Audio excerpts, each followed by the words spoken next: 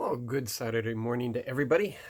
I hope that you're having a good day getting all your chores done and all your running around and everything that we tend to do on a Saturday. Um, Continuing to read through Acts now. We're finished with Galatians, back to Acts. And here we find where the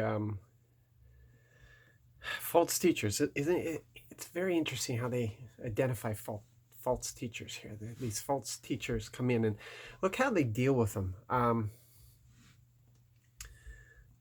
They decide that they want to take these accusations of the false teachers to the elders and the apostles for them to discuss this and like, is this really what's required? Because they were coming in and saying that they had to be circumcised and follow the law of Moses in order to be a Christian. In other words, they had to become they had to convert to Judaism before they could become followers of Christ, is what these false teachers were saying. And so the elders and leadership of Antioch sent Paul and Barnabas to inquire, ask, is this true? So much different than today when we have these individual Christians who think that they've been called by God to tear down the teachings of leaders. Here they didn't come against the false teaching.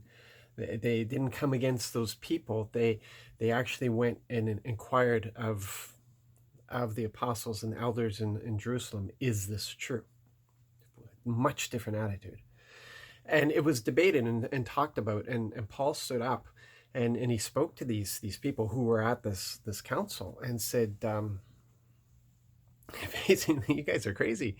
Like, Jesus it is by grace. It's not by works. He said, are you telling me that you want to put on these people that weight, that burden that our ancestors and ourselves couldn't bear, and you want to put that on them? You want to take something that didn't work and put it on them when Jesus Christ came and did the work for us, and we've received it by grace?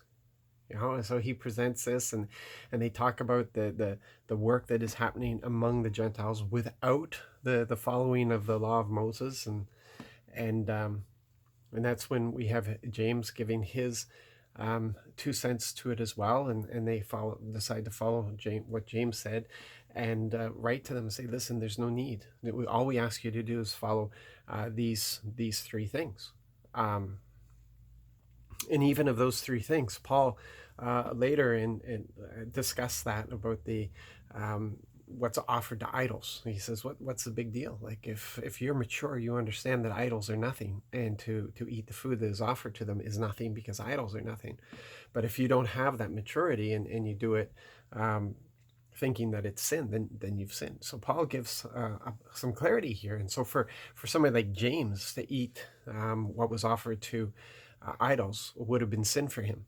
So anyway, so they have this. So it's very clear here. It's in black and white that if you're not a Jew, you do not have to follow the law of Moses.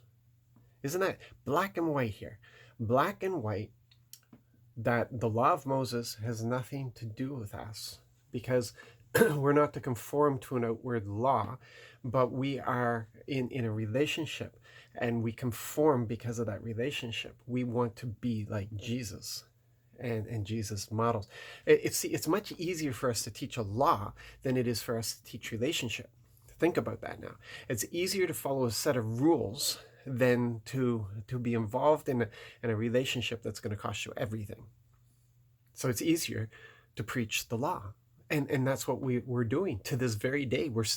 We Gentiles who are not Jews are telling people that they have to follow the 10 Commandments. They have to follow the law of Moses. They have to follow these things. And you would maybe put forward that Jesus said that not a word of the law would be struck down. Yeah, but see, he's talking to Jews. It's very clear here in black and white. It cannot be disputed here that the Jewish council, the council in Jerusalem, discussed this and looked at this and were guided by the Spirit, and this is what they came out for the Gentiles. And Paul, when he went out with Silas, this is what he said. He's taught the Gentile church that this is the requirement, teaching them the whole thing about grace. And we know we have the nature of Christ, and so the law has actually become part of our DNA. We will live the law as we follow Christ. It isn't, but we don't follow the law. We follow Christ. There's a difference. We don't follow the law. We follow Christ. But in following Christ, we fulfill the law.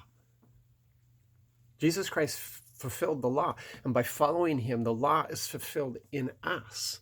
And now this law is we're guided by love, to love God with all that we have, and to love our neighbor as ourselves. And in doing this, we fulfill all the prophets and the law and all the requirement of the law. That's just like amazing. So what are we doing? Still teaching 10 commandments and still teaching all these things. We should definitely learn about it as part of our history, as part of where we've come from.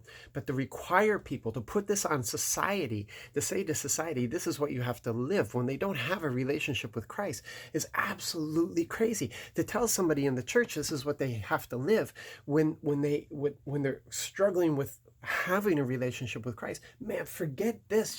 Just concentrate on a relationship with Christ, because Christ says that when we love Him, we will obey Him. It's not we will obey Him and so we will love Him. No, when we learn to love Him, we will obey Him. When He says, love your enemy.